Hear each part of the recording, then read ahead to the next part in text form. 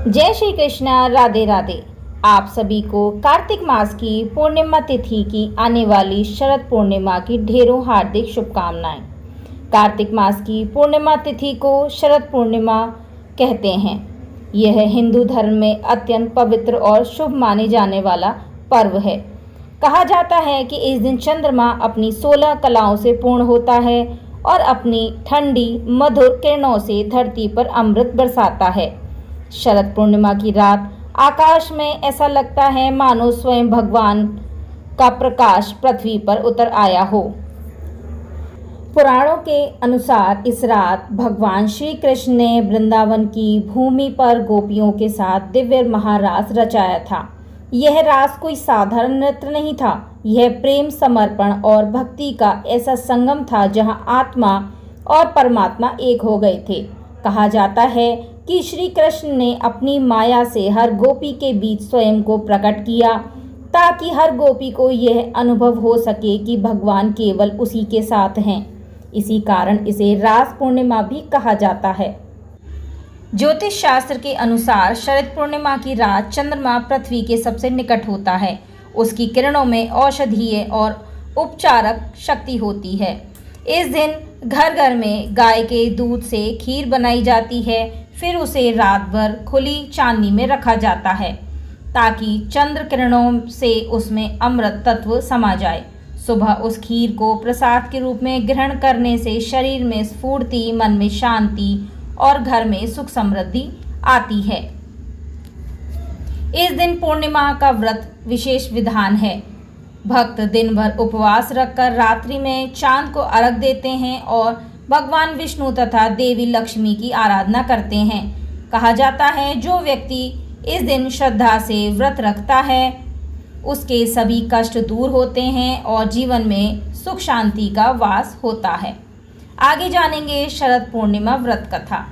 बहुत समय पहले की बात है, एक नगर में एक धनवान दंपत्ति रहते थे। उनके पास धन धान्य की कोई कमी नहीं थी, परंतु उनके जीवन में एक ही कमी थी, संतान का अभाव। उन्होंने अनेक व्रत पूजन किए लेकिन फल नहीं मिला।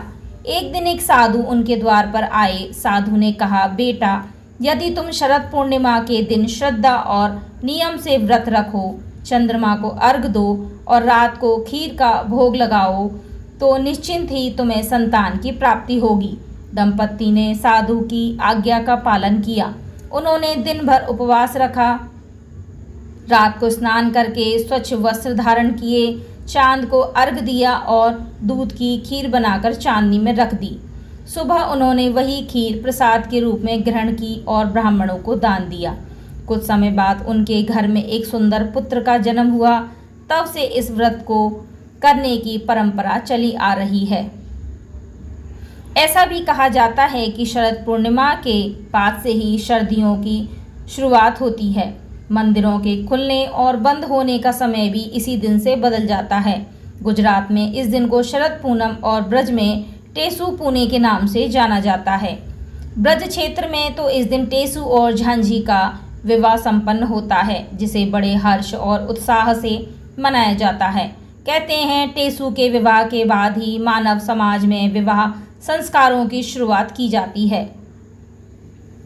तो इस शरद पूर्णिमा पर आप भी भगवान श्री कृष्ण और चंद्रमा दोनों की आराधना करें।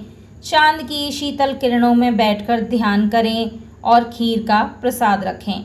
माँ लक्ष्मी और श्री कृष्ण की कृपा से आपके जीवन में प्रेम, स्वास्थ्य और समृद्धि का अमृत बरसे।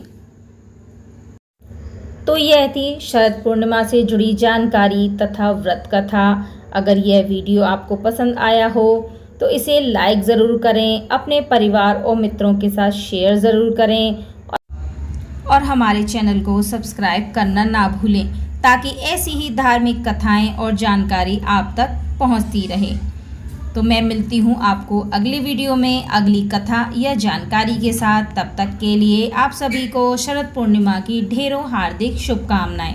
भगवान श्री हरि, माता लक्ष्मी आप सभी पर अपनी कृपा बरसाती रहें।